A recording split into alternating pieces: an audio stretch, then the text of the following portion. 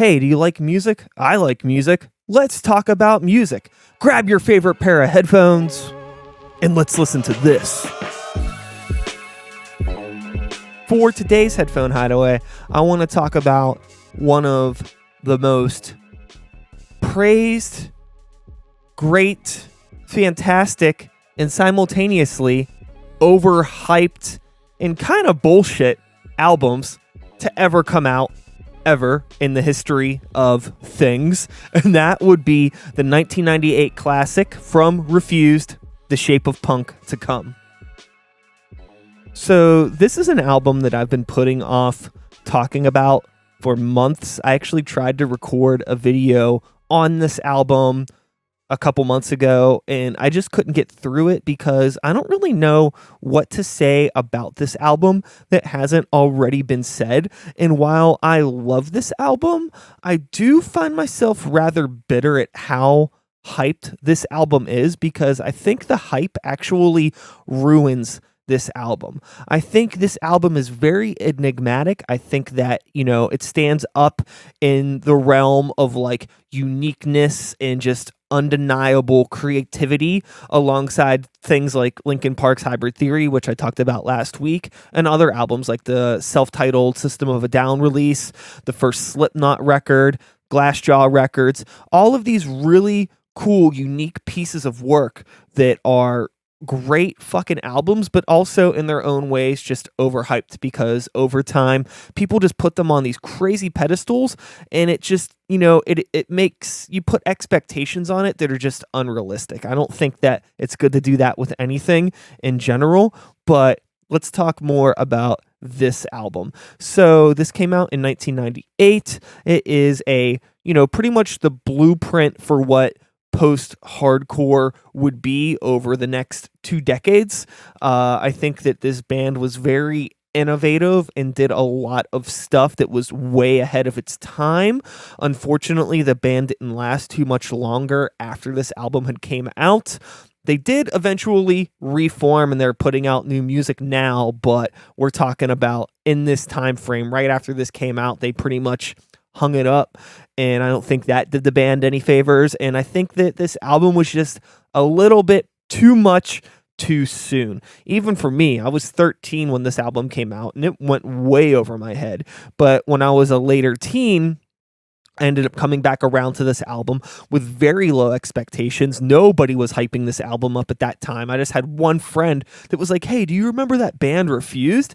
I was like, yeah, I think I kind of remember that one song. He's like, you should check out that album sometime. I think you would like it. And he was absolutely correct. I think this is a fantastic fucking album, but you have to go into it blind, because I think the surprises of what this album does and the way that it blends the styles of music that it does together, not knowing what you're getting into, I think is so much more part of the fun. What makes this album so cool and what made it stick with me throughout the years was just because I had never heard anything like this before in my life, and I still really haven't heard anything like it quite to this day.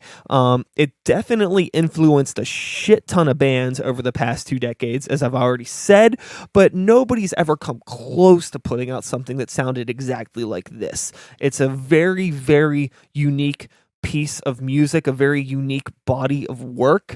The production holds up fantastic. Probably my favorite aspect of this album is the production.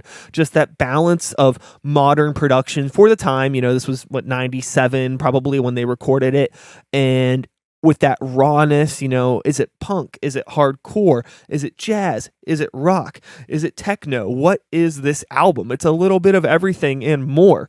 And it's fucking Refused. And I think that if you've never listened to this album, I really don't want to hype it up, because I think the hype does ruin it for some people, because it's also not the greatest thing in the world if you're expecting to hear the greatest thing in the world. It is weird. It is left field. It is, I think it's definitely tailored to a very unique demographic of people that are into loud guitar-driven music but are interested in experimentation, where it's almost like a progressive post-hardcore punk record, but not like progressive in this modern day, like everything played to perfection and, Pro Tools to fuck out sort of rock or metal. I'm talking about just progressive in terms of like really being progressive within their genres, operating in, different song structures and timings and just like weird little like pieces of music and the way they put things together. I feel it was very progressive at the time and even to this day, because again, I've never really heard anybody do anything like this. So if you've never heard this album, I definitely recommend that you check it out. I think it's worth your time. And if you're somebody that has been overhyping this album to death over the past 2 decades or longer, however long it's been since this album came out. It's 2021. This came out in 1998. So that's 23 years ago? Yeah, 23 years ago. And I think that's math. I'm not sure. I'm pretty sure. Whatever.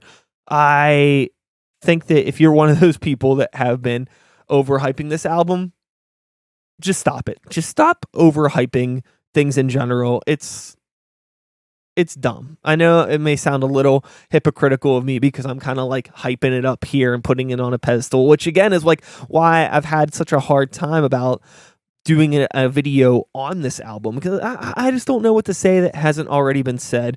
But I know there are definitely people out there in the world still that probably haven't heard this album that definitely should. So this one is for you. If you're somebody that stands this album hard as fuck, and you're watching this, word, I feel you, but let's calm the hype down a bit and let's let people discover this album on their own. So the first time they hear it, it could be just as fucking wild as it was the first time me or you heard it, with our expectations just being non-existent and just getting, thrown this fucking ball of fire and just like not knowing what to fucking do with it. Like that's the best. That's what makes this album fucking really cool. It's just, the way it just smacks you left and right with unexpected cool stuff. So with all that being said, I'm going to wrap this one up. Until next time, take care of yourselves, take care of the people around you. Peace.